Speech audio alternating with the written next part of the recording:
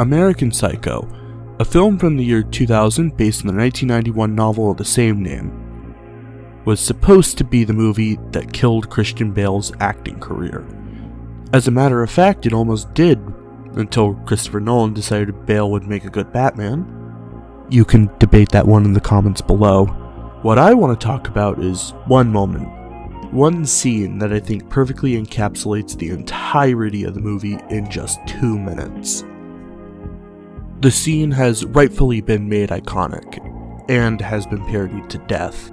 The murder of Paul Allen is the point of no return for the film, the moment that Bateman's character is solidified. I would add a spoiler warning, but... well, I guess that does function as a spoiler warning. Well, I guess go watch the movie. We open with Paul Allen on a chair, surrounded by newspapers taped to the floor. We see that he has continued to drink even after the last scene at dinner. From there, we hear Patrick Bateman talk about Huey Lewis in the News, a pop act from around the same time that the film takes place. As he tells Paul about the band, Bateman takes some of his medication, grabs an axe, and puts on a raincoat. He continues to talk about the album, and presses play on the stereo system. The scene ends with Bateman doing that, and screaming obscenities because someone's big mad about not being able to go to Dorcia's. The scene works on multiple levels, and each part works to either reinforce the humor or the characterization of Bateman. American Psycho is a horror comedy, so the juxtaposition of pop music with the blood and violence of Paul Allen's demise is funny enough on its own, but combined with the setup of the whole scene, it becomes a masterclass in horror comedy. Paul is on the couch drunk, just finished accidentally insulting Bateman to his face at the restaurant they were at. But unlike the homeless man that was killed earlier, Paul isn't someone we're supposed to empathize with, making his death much funnier. Paul is also completely unaware of the absurdity of what's going on. Bateman is rambling on about his favorite album while Paul is sitting there drinking more alcohol, wondering why he has a raincoat on, and what's the deal with the newspapers on the ground.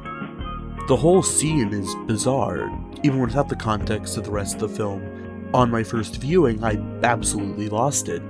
Even on rewatches, it still gets me. But, even if you don't find it funny, the primary point of the scene is just as potent. American Psycho is a character study before anything else, and the scene gives us the purest insight into the mind of Bateman that the film has. Right away, the conversation about Huey Lewis is just ludicrous.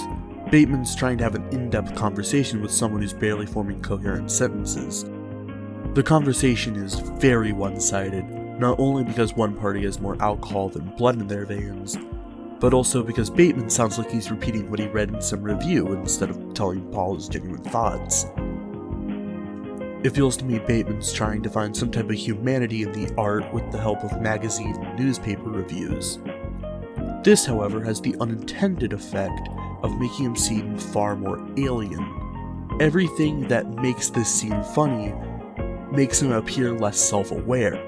It's even worse when you realize that in his attempt to be human, he talks about him to be square, a piece that is about the pleasures of conformity, rejecting the idea that people wish to stand out, and instead positing that they wish to fit in, and everything they do is a means to that end. Ironically, this is what Bateman is attempting to do while talking about the song. While the speech appears to grasp the elements of the song, he lacks any real understanding of the piece. He meticulously set up this moment, leaving the raincoat and the axe right next to the medication he was taking at the time, taping newspapers to the ground, and playing music so loud no one could hear Paul being killed. The moment that he starts screaming is the moment that the mask slips. His previous soliloquy was surreal because Bateman wasn't being genuine. We see the core of Bateman in this moment, a life form only sentient to know when it was insulted, and very little more.